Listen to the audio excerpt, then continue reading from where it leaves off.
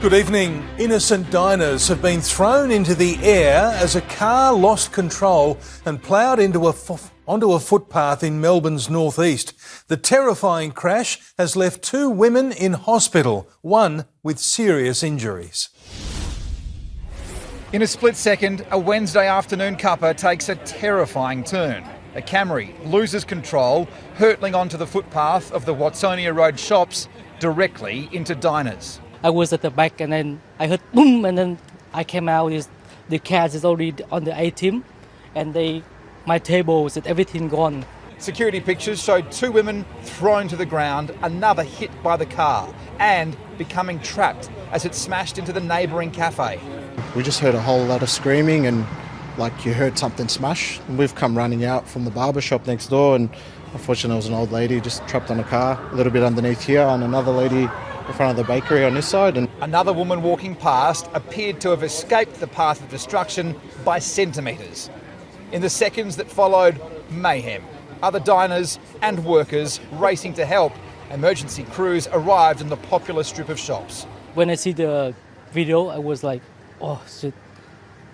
One woman taken to the Royal Melbourne Hospital with serious injuries, the other taken to the nearby Austin Hospital. Both are in a stable condition. The driver and the 2 injured women are regulars here. In fact, the driver had just purchased a couple of pasties from the bakery and got into her car parked in this spot. Seconds later, she was back again. she was in a bit of shock that she had done it, and then everyone helped her as well, and it was just an accident. She isn't expected to face charges. Blake Johnson, 7 News. To developing news now on a major police operation unfolding in Lara, just outside Geelong. Rochelle Brown is at the scene, and Rochelle, specialist police with breathing equipment have raided 2 properties there. Well, Mitch, police arrived at this property just after midday and the scene quickly escalated. We've seen heavily armed police entering the property, some with breathing apparatus. The dog squad has been called in. Drones have been circling overhead for much of the afternoon. And at one stage, police deployed a robot device and the Bearcat as part of the operation. Detectives also searched a second property directly across the road, focusing particular attention on a vehicle parked there. It's understood this operation is linked to a drugs and firearms investigation, but at this stage, police are remaining tight-lipped. Just got up and found SWAT in our driveway walking along the fence line, and drones everywhere. I think it was a bomb robot that came through. It was canine units. It was just mental. Police are stressing that there is no risk to the public, and at this stage, no arrests have been made. Mitch? Rochelle Brown at Lara, thank you.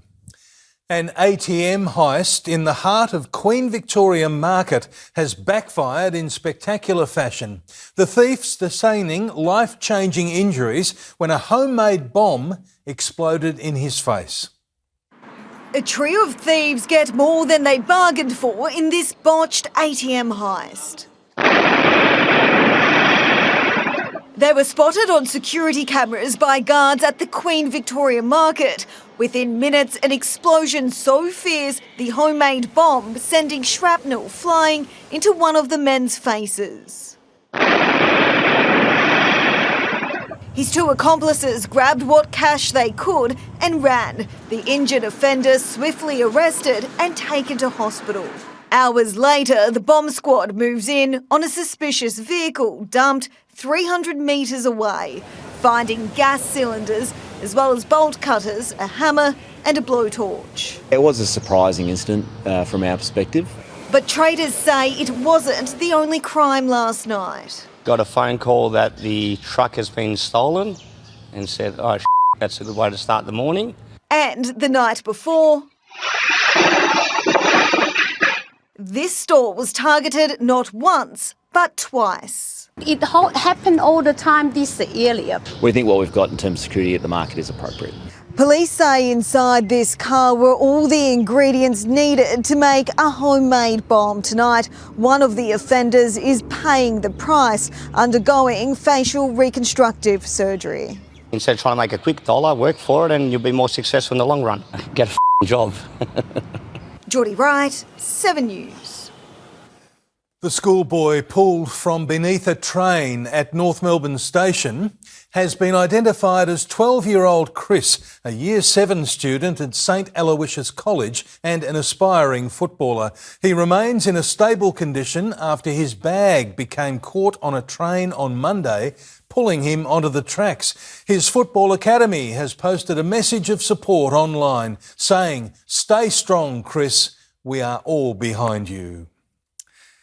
For all the work that went into this year's budget, Jim Chalmers has his hands full, trying to sell it, now feeling the heat over drastic changes to property taxes. The Treasurer haunted by Anthony Albanese's own words on the election campaign that he'd ruled out the changes at least 50 times.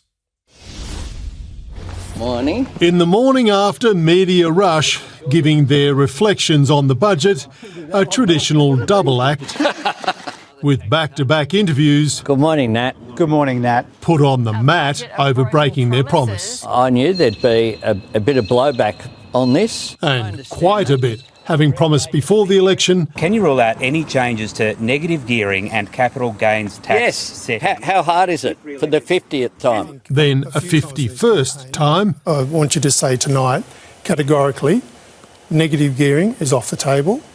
Yeah, it's off the table. 1 year later, it is on the table of Parliament, about to become law. Negative gearing acts from all but new builds from July 1 next year, though existing investments exempted. And 50% capital gains tax concessions changed to higher taxing indexation. The aim, giving younger home buyers a fairer chance. We want 75,000 additional young Australians to be able to access their own homes. Bill Shorten's happy he took those policies to the 2016 and 2019 elections as Labor leader and lost. For me, it's not should it have happened last night. For me, it was something I hoped would happen 10 years ago. It'll save $77 billion over the next decade, partly funding $250 tax offsets in workers' tax returns, but not until 2028. A big saving for the Albanese government, but it comes at a big political cost. It promised voters it would be a government that would keep its word. It would be different.